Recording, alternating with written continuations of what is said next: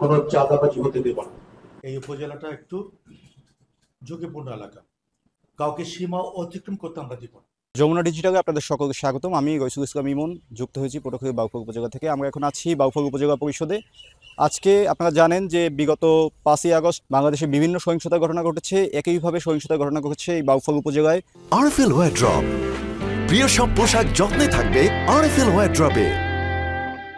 বেশ কিছুদিন আগেই এখানে একটি সেনা ক্যাম্প নির্মাণ করা হয়েছে। আজকে সেই সেনা ক্যাম্প পরিদর্শন করতে এসেছেন শেখ হাসিনা ক্যান্টনমেন্টের যে মেজর জেনারেল আব্দুল কাইয়ুম মোল্লা। তিনি এখানে থানা প্রশাসন এবং উপজেলা প্রশাসন সাথে সাংবাদিক এবং সুধী সমাজের সাথে একটি বৈঠক করেছেন।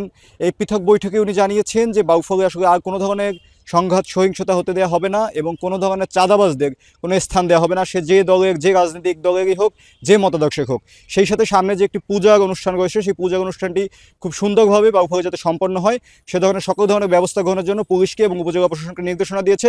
তাদের সকল ধরনের সহযোগিতা করবে বাংলাদেশ আর্মি।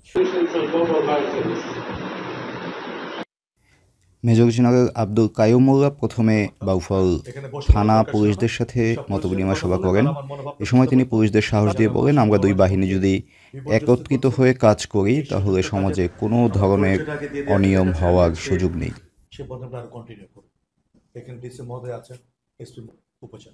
ঠিক আছে, অনেক ভালো, থ্যাংক ইউ। মধ্যে এই উপজেলাটা একটু ঝুঁকিপূর্ণ এলাকা।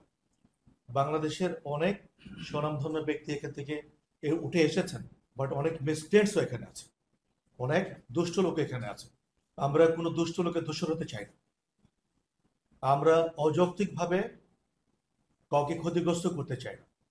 আমরা শুধু এটুকুই চাইব, আইনের শাসন যেন বজায় থাকে, কাউকে সীমা অতিক্রম করতে আমরা দিব না, যে কোনো কিছুর বিনিময়ে হোক। আমাদের চেষ্টা থাকবে যেন কোনোভাবেই আমাদের দেশের ভাবমূর্তি প্রস্তাবিত না হয়। আমার শেষ কথা হচ্ছে, আপনারা যে কোনো কিছুতে যদি কোনো অসুবিধা ফেস করেন, কোনো মুখোমুখি হন, দয়া করে আমাদের ক্যাম্প কমান্ডার আছেন, তার সাথে যোগাযোগ করবেন।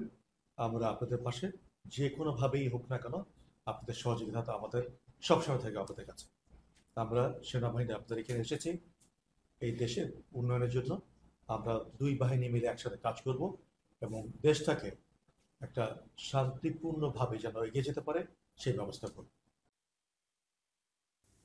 বাউফল থানা পুলিশের সাথে এই মতবিনিময় শেষ করার পরে তিনি বাউফল উপজেলা পরিষদের সভাকক্ষে যান এবং সেখানে সুধী সমাজ, সাংবাদিক, উপজেলা সরকারি সকল দপ্তরের প্রধান কর্মকর্তা, হিন্দু প্রতিনিধি, ছাত্র প্রতিনিধি তাদের সাথে মতবিনিময় সভা করেন এবং সেখানে তিনি বলেন, সবাই মিলে একটি শান্তিপূর্ণ, সুন্দর, সুশৃঙ্খল বাংলাদেশ গড়তে পারবো আমরা।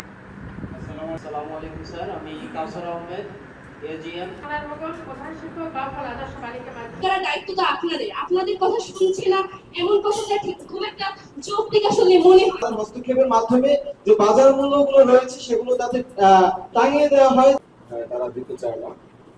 আমাদের পক্ষ থেকে এরকম কোনো নিষেধাজ্ঞা বা বাধা নেই। কোনো চাঁদাবাজি হতে দেব না,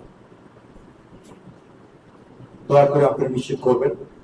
আমরা নিরাপত্তা বাহিনী যারা আছে, যারা সংখ্যায় কম, কিন্তু আপনারা হচ্ছেন জনগণ, আপনারা জনসাধারণ, আপনারা জানেন কে চাঁদাবাজি করছে, আমাদেরকে জানান দয়া করে। ওই বাড়িতে চাঁদাবাজি হচ্ছে, ইনি আরেকজন দোকান দখল করেছেন, বা উনি অবৈধভাবে কারো জমি দখল করেছেন, অথবা উনি রাজনৈতিক ছত্রছায়ায় সন্ত্রাসী কার্যক্রম করছেন, এই লোকগুলোকে আমরা খুব ভালো করে চিনি, আপনারা ভালো করেছেন, আমি চিনি না। এই লোকগুলোকে ধরিয়ে দিতে সহায়তা করেন দয়া করে। আমরা মূল্য যাতে স্থিতিশীল থাকে সেই ব্যবস্থা করব, আপনাদের সহযোগিতা প্রয়োজন। আমরা যারা বৈষম্যবিরোধী ছাত্র যারা জড়িত আছে তাদেরকে সহযোগিতা করব। ছাত্রগুলোকে আমাদের সন্তানদের মতো করে তুল্য করব, তাদেরকে সহযোগিতা করব। ছাত্র নাম ধরে কোনো সন্ত্রাসী যদি মাঠে আসে তাদেরকে ধরবো, আইনের আওতায় আনবো। পুলিশকে সহযোগিতা করব পুলিশের সহযোগিতা পাওয়ার জন্য। এবং সবশেষে একটা কথাই বলবো, আপনারা এই বাউফলে থাকবেন, এখানে আপনাদের জন্ম হয়েছে, এখানে আপনি মৃত্যুবরণ করবেন। এই উপজেলাটা আপনার, আপনি কিভাবে দেখতে চান সেটা আপনার ইচ্ছে, আপনারা কতটুকু আমাদের কাছ থেকে নেবেন সেটাও আপনার ইচ্ছে। আমরা চাইবো আপনাদের পাশে দাঁড়াতে, সর্বাত্মক সহযোগিতা নিশ্চিত করবে। এই ছিল বাউফল উপজেলা থেকে আসলে সেনাবাহিনী সংক্রান্ত আমার কাছে সর্বশেষ। রইসুল ইসলাম ইমন, যমুনা নিউজ, বাউফল।